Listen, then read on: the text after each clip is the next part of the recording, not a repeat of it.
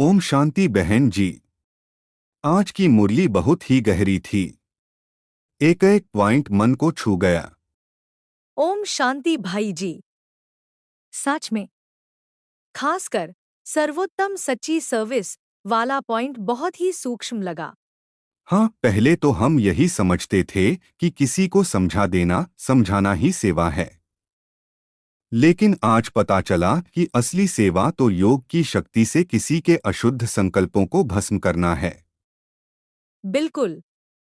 और साथ में अपने ऊपर भी अटेंशन रखना कि हमारे मन में भी कोई अशुद्ध संकल्प न आए।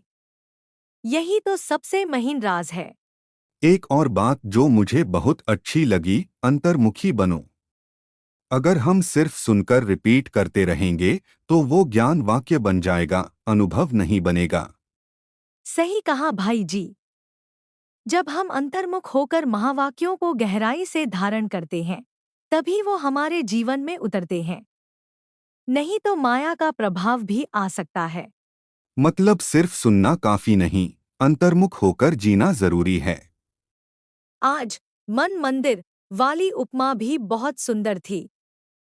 जैसे मंदिर में केवल देवी देवताओं की मूर्तियां होती हैं, वैसे ही हमारे मन में भी सिर्फ दैवी गुण होने चाहिए। हाँ, जैसे निर्मोह, निर्लोभ, निर्भय, धैर्य, ये सब हमारे असली गुण हैं। लेकिन अगर हम ध्यान नहीं देंगे तो मन में असुरी विचार भी आ सकते हैं। इसलिए कहा, मन मंदिर को उजियारा बनाओ, ताकि हम वैकुंठ के योग्य बन सकें। बहन जी, एक बात बताओ, अगर कोई गलती करता है तो हमें क्या करना चाहिए? देखिए भाई जी, सिर्फ डांटना या समझाना ही सेवा नहीं है।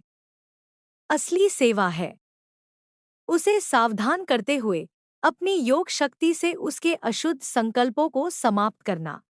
मतलब हमारी वाणी से ज्यादा हमारी मनसा सेवा पावरफुल है।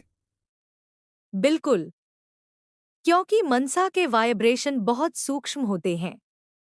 वो सामने वाले को बिना बोले भी बदल सकते हैं। आज एक और बात दिल को छू गई। अगर कोई हमें सावधान करता है तो उसे प्रेम की सर्विस समझना चाहिए। हाँ, क्योंकि जितना कीमती फूल होता है, उतनी ही उसकी परवरिश होती है। अगर कोई हमें सुधारता है, तो वो हमारी उन्नति चाहता है। मतलब हमें रिएक्ट नहीं करना है, बल्कि रिगार्ड देना है। भाई जी, आज बाबा ने यह भी स्पष्ट किया कि पहले ज्ञान, फिर प्रेम। हाँ, अगर ज्ञान के बिना प्रेम करेंगे तो वो आसक्ति या मोह बन सकता है। और अगर पहले ज्ञान रूप बन जाए, तो प्रेम भी शुद्ध और दिव्य हो जाता है। मुझे ड्रामा वाला पॉइंट भी बहुत अच्छा लगा। हर आत्मा अपना पार्ट निभा रही है। हाँ, और हमें साक्षी बनकर देखना है, न किसी से नफरत, न ज्यादा अटैचमेंट। जैसे फिल्म देखते हैं वैसे ही इस जीवन को भी डिटैच होकर देखना है। और सबसे प्रैक्टिकल पॉइंट, वेट एंड सी। हाँ, पहले धैर्य रखना, फिर देखना, जल्दी रिएक्ट नहीं करना। यही धैर्य हमें अडोल बनाता है और सही समय पर सही निर्णय लेने की शक्ति देता है। तो आज की मुरली से हमें क्या समझ में आया? अंतर्मुख बनो, मन मंदिर को शुद्ध बनाओ, सूक्ष्म सेवा करो, मनसा से।